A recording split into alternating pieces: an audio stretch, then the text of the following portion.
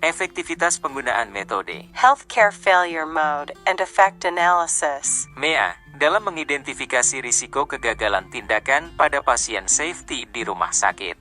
Diajukan oleh Endang Pertiwiwati, Escape Nurse, M.Kes, Heri Wibowo, Escape Nurse, M.Kep, M. Fahrudin, SKM, MKM, Muhammad Fauza Akmal, Muhammad Nur Arif, Akil Andika Pratiwi. Latar belakang, Rumah Sakit RS merupakan organisasi yang sangat berisiko untuk terjadinya medical error. Menekan angka medical error akan meningkatkan mutu dan mengurangi biaya perawatan di bidang pelayanan medis. Penelitian yang menggambarkan penggunaan failure mode and effect analysis di pelayanan kesehatan dilakukan oleh Lu et al. 2013 menyatakan untuk model kegagalan dan mengidentifikasi tindakan pencegahan untuk mengurangi dan mengidentifikasi tindakan pencegahan transfusi darah di rumah sakit. Pada penelitian Ananes, Andres et al. 2017 dalam Utami, 2020 melakukan failure mode and effect analysis untuk administrasi oral obat cair oleh jarum suntik. Beberapa penelitian di atas memberikan gambaran bahwa perkembangan failure mode and effect analysis dalam mengidentifikasi risiko pelayanan kesehatan tidak pernah berhenti. Tujuan penelitian, sampel, dan metode. Penelitian ini bertujuan mengetahui penggunaan metode MEA dapat mendeteksi medical error risiko kegagalan untuk meningkatkan kualitas mutu pelayanan di rumah sakit. Penelitian ini menggunakan metode deskriptif kualitatif yang digunakan untuk subjek penelitian yang akan diteliti. Sampel penelitian ini adalah tim keselamatan pasien rumah sakit KPRS yang terdiri dari ketua tim KPRS dan anggota unit kerja. Instrumen penelitian menggunakan kuesioner khusus, panduan terstandar, wawancara, dan teknik focus group discussion (FGD). Prosedur penelitian, teknik pengolahan data, tahap persiapan, tahap pelaksanaan. Dilakukan selama 6-8 minggu dengan rincian, minggu ke-1-2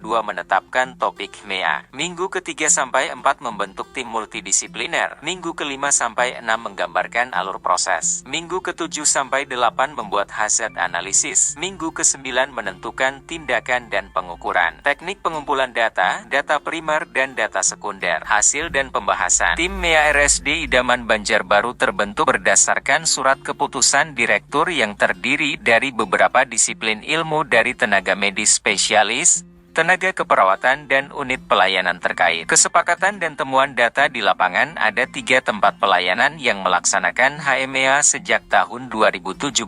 Pelayanan laboratorium, unit transfusi darah dan instalasi farmasi. Dari hasil wawancara dan pengumpulan data primer untuk failure mode yang didapatkan dari ketidaklengkapan penulisan resep, retrieving, penulisan yang tidak bisa dibaca, pemeriksaan dan hasil kritis terlambat dilaporkan, kesalahan penempelan pelabelan identitas pasien atau ketidaklengkapan pengisian. Dari hasil penelitian Tarun Bala dan kawan-kawan, 2014 keterlibatan tim multidisiplin ilmu memudahkan untuk menguraikan proses, memudahkan untuk mengidentifikasi mode kegagalan potensial yang terkait dengan setiap langkah proses. Setiap mode kegagalan kemudian lebih mudah dievaluasi untuk kemungkinan terjadinya, keparahan dan kemampuan kita untuk mencegah kegagalan. Proses MEA memberikan keyakinan bahwa bisa diimplementasikan dengan aman dan efektif untuk memberikan perawatan paling aman dan berkualitas tinggi pada pasien. Pada laboratorium terdapat 9 RPN yang melebihi cutoff point dari 17 failure mode. Unit farmasi 11 RPN dari 18 failure modes. Redesign proses yang terjadi saat ini menggunakan MEA pada unit laboratorium adalah membuat SPO rujukan pemeriksaan kritis dan penambahan jumlah printout identitas pasien. Pada unit farmasi dengan e-prescribing, pemasangan line khusus, sosialisasi kepada DPJP untuk menulis nama dan melakukan paraf. Laporan failure mode effect analysis, FMEA, identifikasi dan pengurangan risiko dalam pelayanan laboratorium di RSD Idaman Banjarbaru dengan metode failure mode effect analysis. Identifikasi efek kegagalan. Contoh,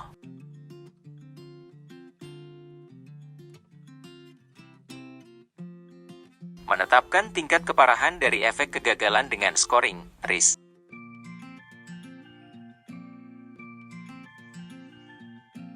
Satu, hasil kritis tidak atau terlambat dilaporkan.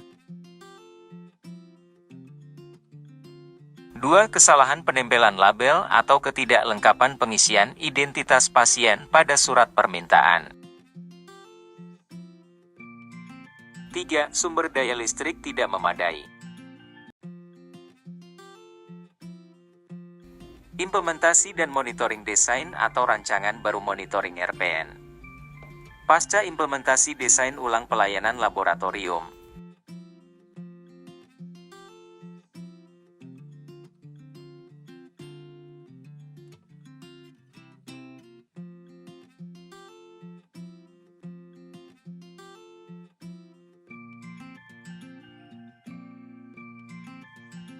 Menentukan tindakan dan pengukuran pada farmasi.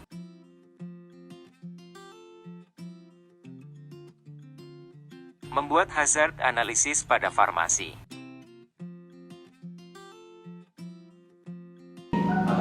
Yang dilakukan itu menjadi susunan sebuah alur. Bagaimana di alur tersebut yang ada masalah dan bagaimana cara penanganannya. Yang tadinya kami adalah bahwa yang ditawarkan adalah deskriptif, kuantitatif, dan observasional, tetapi karena keadaan di situ juga hampir sama antara penggunaan MEA dengan HMEA. Hanya saja bahwa HMEA itu digunakan pada instansi terutama di kesehatan. Dari daerah dok, bikin seperti ini masih kayak baru dok, benar? Silakan. Ini sebenarnya ini sudah lama dan harusnya ini berkelanjutan dan evaluasi ya. Risiko pasien jantung 2022 laboratorium lagi. Mungkin 2022 farmasi. Ya 2021 lab.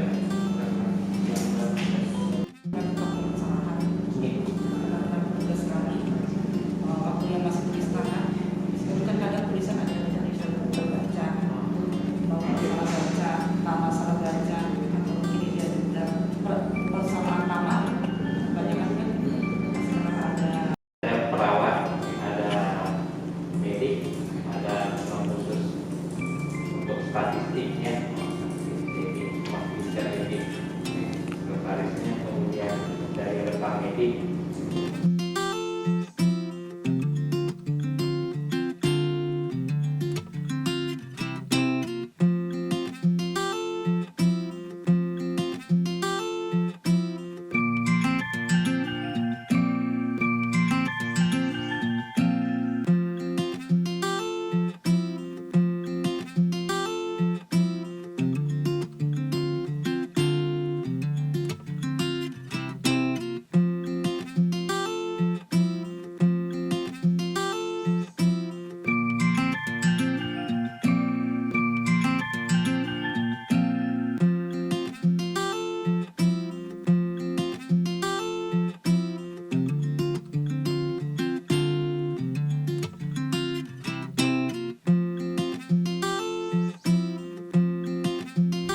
Input nilai kritis online. Cek nilai kritis secara online. Dari IGD dengan tulisan tangan tanpa barcode. Sudah dengan barcode. Tanpa barcode, tulisan nama pasien sulit dibaca. Dengan barcode lebih cepat dan memudahkan identifikasi. Lembar kosongan. Kesimpulan. 1. MEA merupakan metode yang efektif dalam proses manajemen risiko. Melalui MEA dan implementasi desain baru dapat mengurangi kejadian risiko kesalahan dalam penulisan resep, dapat meminimalkan risiko cedera, risiko bahaya dan kerugian pasien. 2. Modus kegagalan yang didapatkan pada Risk Priority Number, RPN, pada pelayanan farmasi adalah tulisan tidak jelas, resep tidak lengkap, konfirmasi resep ke dokter sulit, tidak mencantumkan nama dan paraf dokter, salah menulis obat. Pada pelayanan laboratorium, pemeriksaan dan hasil kritis tidak atau terlambat dilaporkan. Kesalahan penempelan label identitas pasien pada surat permintaan, sumber daya listrik tidak memadai. 3. Upaya perbaikan yang sudah dilakukan pada unit farmasi adalah e-prescribing, pemasangan lain khusus, sosialisasi kepada DPJP untuk menulis nama, melakukan paraf. pada unit laboratorium adalah meningkatkan kedisiplinan pengisian buku khusus laporan hasil kritis, penambahan jumlah printout identitas pasien, menyusun pemetaan instalasi listrik dan kebutuhan. Sesuai dengan luaran wajib yang harus dipenuhi terkait publikasi pada jurnal terindeks Sinta 4, maka peneliti sudah submit ke jurnal berkala keperawatan dengan LOA nomor 040 JDK 4 2022 dan akan diterbitkan pada terbitan volume 1101 Maret 2023 di Jurnal Dunia Keperawatan, serta penyusunan dalam bentuk poster penelitian untuk didesiminasikan dalam Semnas Lahan Basah LPPM tahun 2022.